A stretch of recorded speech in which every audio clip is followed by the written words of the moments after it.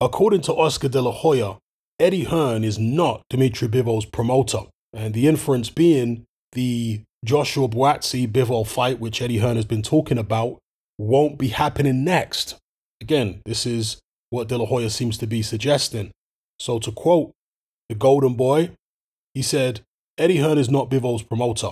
I am working with Bivol's manager. That fight is going to be negotiated. It is going to be done. And by that fight, he's talking about Bivol versus Zurdo Ramirez, who De La Hoya represents. He goes on to say, I'm excited that Zurdo Ramirez finally gets his chance, the one that he's been waiting for, and he is more than ready to beat Bivol and gain revenge for Canelo and for Mexico. We should know very soon, as in whether the fight's going to happen, but Zurdo versus Bivol is probably one of the most anticipated fights today, along with a few others, because Bivol beat Canelo easily, no problem. Now Zurdo can avenge all his Mexican fans. All right, those are the words of Oscar De La Hoya. Now, as far as Eddie Hearn not being Bivol's promoter, as far as I'm aware, Bivol is co-promoted by Sergey Ryabinsky of World of Boxing, that's his Russian promoter, and Matchroom Eddie Hearn. So I don't think what De La Hoya is, at least as far as I'm aware, what De La Hoya is saying may not be accurate.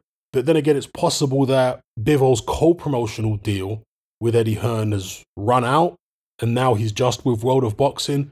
Who knows? But it's interesting for De La Hoya to say this. Now, obviously, De La Hoya's got to be in his bonnet about Eddie Hearn. He's upset about the fact Canelo left him and Canelo joined Hearn. He's probably upset about the fact that Eddie Hearn's business is doing better than his business, etc., etc. So he's been taking all kind of shots at Hearn over the past few months. In fact, ever since they both hooked up with DAZN, truth be told, De La Hoya's been taking shots at Hearn, but it's been intensifying in recent months. So you can take what De La Hoya says with a pinch of salt if you wish, but I guess it's up to Eddie Hearn to clarify if he is Bivol's promoter. Now, World of Boxing, Ryabinsky, they're not putting their own shows on DAZN as far as I'm aware.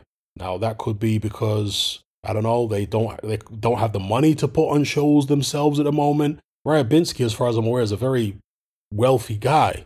So I don't see why they wouldn't have any money to put shows on. Sometimes you have a situation where, like Chris Eubank Jr., for example, Eubank Jr.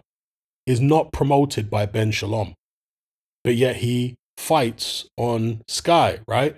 With, I forget the name of the company that Sauerland works with. He fights on Sky. Has Eubank Jr. been on a Ben Shalom show? I'm not sure. But there are a number of promoters who have their fighters fight on other promoters' shows. So, for example, Lou DiBella. Many of Lou DiBella's fighters have been on Matchroom shows, even though those are DiBella fighters, they're not Matchroom fighters. You see what I'm saying?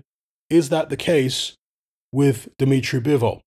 Hopefully somebody can interview Eddie Hearn and ask him to clarify the situation. But whatever the case may be, De La Hoya believes that Ramirez will be the one to face Dimitri Bivol next, not Joshua Buatsi. Let me know what you guys think about that in the comments below. Do you think Ramirez has a better chance against Dimitri Bivol than Joshua Buatsi? Even though Ramirez hasn't really done much at light heavyweight, and his resume at 175 probably isn't any better than Buatsi's, he was at least a world champion in the weight division below and has more experience as a pro than Joshua Buatsi. He's also a southpaw. How will Dimitri Bivol cope against the southpaw? I'm sure he fought plenty in the amateurs, but this is the pros. It's over 12 rounds. So let me know what you guys think about Oscar De La Hoya's comments regarding Hearn not being Bivol's promoter. And let me know what you think about the chances that Ramirez has against Bivol versus Buatsi against Bivol. And at the end of the day, this is a WBA mandatory. So Bivol's going to have to fight Ramirez at some point. The WBA have called the fight. They've ordered the fight. They have a certain amount of time to negotiate. So it's going to be up to Eddie Hearn, I would assume, to offer some type of step-aside deal to Zurdo Ramirez. We'll see how that works out. Again, let me know what you guys think in the comments below.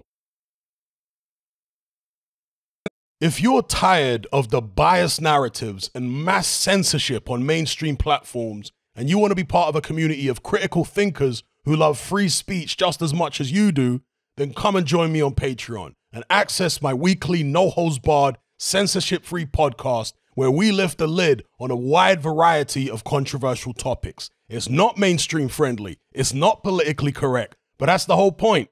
We dare to stand as a beacon of reason against an army of insanity. Just head on over to my Patreon page and select the tier called Hatman Hot Topics. You'll gain access to a minimum of 2 hours of exclusive content every single week, including podcasts, videos, interviews, live stream Q&As, as well as my popular Confessions of a Nightclub Bouncer series. Not to mention a vast back catalogue of hundreds of hours of previous episodes. You can listen via the Patreon app with the option to download in high-quality MP3. We've also got an Element group where you can come and chat and hang out with myself and other members. Unlike Discord, it has full end-to-end encryption, is decentralized, and is 100% censorship-free. You can also send voice notes as well as much larger audio and video files than you can on Discord. So come and sign up on Patreon. There's no contract, there's no commitment, you can cancel at any time, and it's cheaper than a cup of coffee.